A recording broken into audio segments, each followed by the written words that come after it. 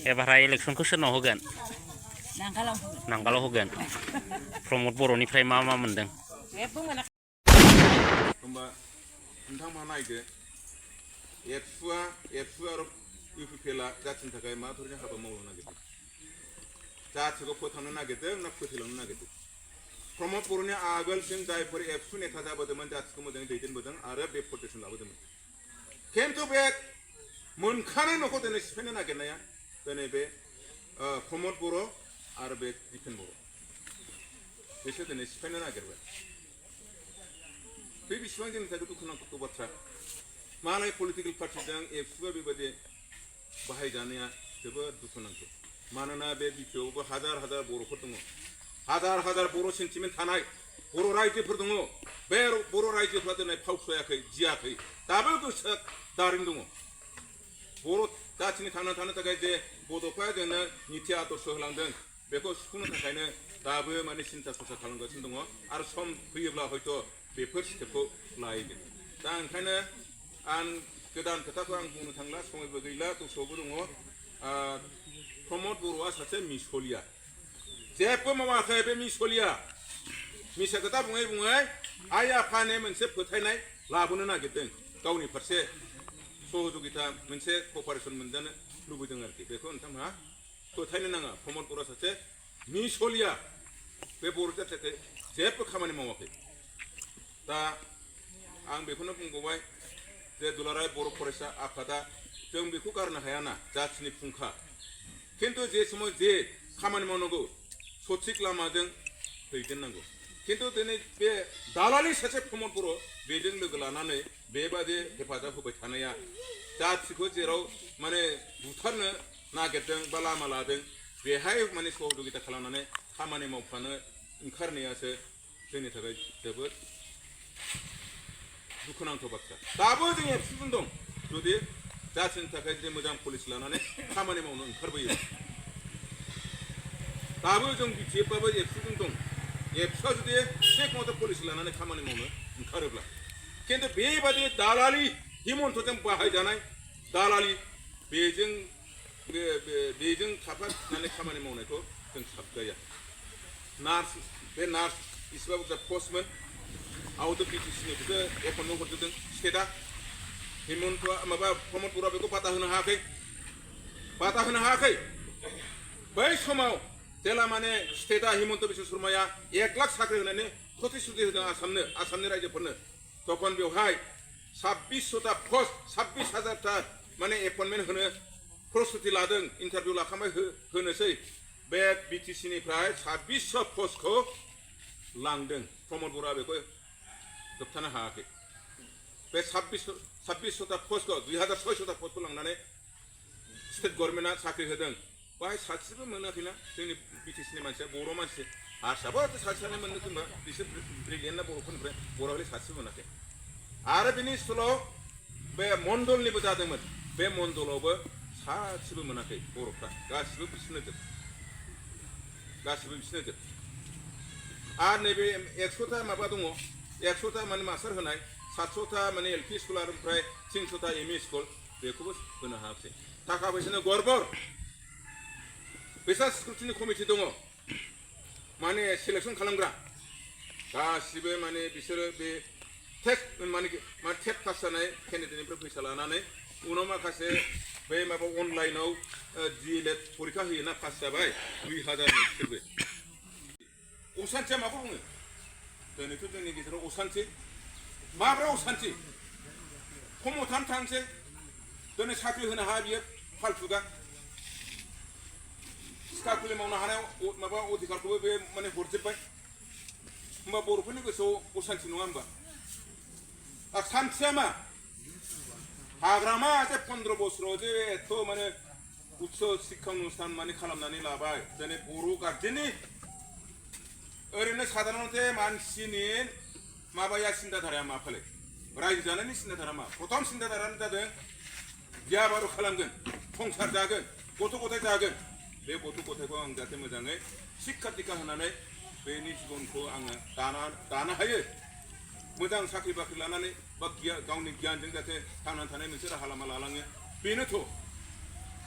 दा गावनि फिसाया इन्जिनियारिं देबा बेसेबां खुसि मोनगोन दा इन्जिनियारिं कलेजाबोथ' जोंनाव थाखाबायना हाग्रा मानो बानायबाय सुक्तिनि गेजेरजों मेडिकेल कलेजाबोथ' जाबायना बाव फरायनो मोनबाय दा सासे गार्जेना डाक्टार फोरोंनो हायोबा बेसेबां आनन्द मोनगोन गोसोआव आंनि फिसा डाक्टार जाबाय आं डाक्टार फोरोंनो हाबाय इउनिभार्सिटियाव गावनि फिसाखौ जुदि गुवाहाटियाव थांनांला डिब्रुगड़आव थांनांला बे क'क्राझार बड'लेण्ड इउनिभार्सिटियाव फोरोंनानै जुदि एम ए पास जानानै बियो APSC परिखा पास जानानै अफिसार जायोब्ला UPSC परिखा पास जानानै जुदि IAS अफिसार जायोब्ला बेसेबां गोजोननाय फैयो आरो बर'फोरनि गेजेराव बेबायदिनो APSC परिखा जानानै अफिसार जानाय UPSC जानानै बिदि DC जानाय SP जानाय बेफोरबायदि जालांबाय थायोबा जोंनि जाथिनि गेजेराव फरायनाय सेंग्राफोरनि गेजेराव मोनसे कम्पिटिसन फैसै आमोखानो DC जाबायबा आमोखानो SP जाबायबा आमोखानो मेजिस्ट्रेट जाबायबा आं मानो जानो हाया बिमाफ्राबो सानगोन ओइ मालाय उमुखनि गथ'आ नायनो जेबो गैथ्रा एखेबारे रिक्सा सालायनानैसो जायो बेनो गावनि फिसाखौ माने APSC अफिसार खालामबाय बा इन्जिनियारिं खालामबाय बेफोरबायदि थुलुना मुलुग भाबैनोथ' माने मोनसे कम्पिटिसन जालांगोन ना होमबाना जोंनि लेखा गोरों सेंग्राफोरनि गेजेराव मोनसे कम्पिटिसन फैगोन फरायनायनि आं मानो जानो हाया तखनथ' प्रत्येक बर' गार्जेननि गोसोआवनो सान्ति फैगोन ना मानो सान्ति फैयाबालाय खिन्थु बिनिफ्राय डिप्रेट खालामनायासो बिराद माने असान्ति दिनै लामा सामा खालामजोब्बाय जोंनि रायजो जानायाव जेराव जि नांगौ थांलाय फैलाय बा माबा मोनसे जिनिस लांलाय लाबोलाय खालामनाय गारि घराजों खुनु माने उसुबिदा गैला बाधाफोरथ' गैला होमबा बे जोंनि गोसोआव बेसेबां सान्ति फैयो बेखौ सोर बानायदों प्रमद बर' बानायदों ना हाग्रामा बानायदों फालाय सिन्था खालामदो रायजोफोर प्रमद बर' बानायदों ना हाग्रामा बानायदों दा नोंखायनो आं नोंथांमोनखौ बेखौनो खावलायदों प्रमद बर'आ बुंदों जे 15 बोसोराव हाग्रामा जेबो मावाखै होननानै दा हाग्रामा मावैखौ बियो नैबे 4.5 बोसोराव मावदों जाहैबाय 4.5 बोसोराव मावजोबदों जाहैदों हा बे अनुष्ठानखौ मा अनुष्ठान लाबोदों बियो मा अनुष्ठान लाबोदों बबे RCC दालां बानायदों बबे लामाखौ फिस लामा बानायदों RCC खालामनायावथ' 3 किल'मिटार गोजान बबेहायबा खालामदों होननानै बेनि उत्तरखौ मोनदों दिनै हाग्रामा मा मावाखै 4.5 बोसोराव बड'लेण्ड भवन लुदों बिलाय दिल्लीयाव हाग्रामायाव गंनै बड' भवन लुदों बाव थाङै थाङै साला आरामसे गेब बुसिया थायो जायो आरो बिनिफ्राय हाग्रामानि बे फट'खौ नामायनानै जोबथ'नोसो दोनबावदों जों जेब्ला माने बनसुनि जानानै धर नाहैनो थाङो बेहाय खोन्थाबाय बेहाय थाग्राफ्रा मावग्राफ्रा कर्मचारिफ्रा एखे प्रमद बर'आ नैबेखौ आरामसे माने आलायनानै दोन्दोंमोन बेखौ हानहोनानै जोबथ'नानैसो दोननोसै होमबा बेबायदि माबायदि माने गोसो बिनि मन'भाबालाय माबायदि गोसो बिनि मन'भाबालाय हा नोंनि फट'बो थागोन ना हाग्रामानिबो थागोन जिहेतु नोंबो सालायबाय मोजाङानो जा गाज्रियानो जा नोंनिखौबोथ' जों जेबो खालामा थाथों मा मन'भाबले चेन्नाइ बादियाव बड' भवन बानायबाय केलकाता बादियाव बानायबाय सिलिगुरियाव बानायबाय हाग्रामा माबाया प्रमद बर'आ बानायदों फालाय हो जोंनि मानसिफ्रा बेहाय गोजानाव थांनानै बेरायहैयोबा गावनि बड' भवनाव थानानै खम फैसायावनो आरामसे बाहायनो थानाय जानाय खालामनानै बेरायनानै फैनो हायो बा असुख बिसुख लांनांगौबा बाहायनो थानानै ट्रिटमेन्ट खालामनानै फैनो हायो बा फरायहैनाय थांदोंब्ला बेफोरावबो थानानै नोङो फरायनो हायो 2-3 मास बा 4 मास 5 मास मा बानायाखै हाग्रामालाय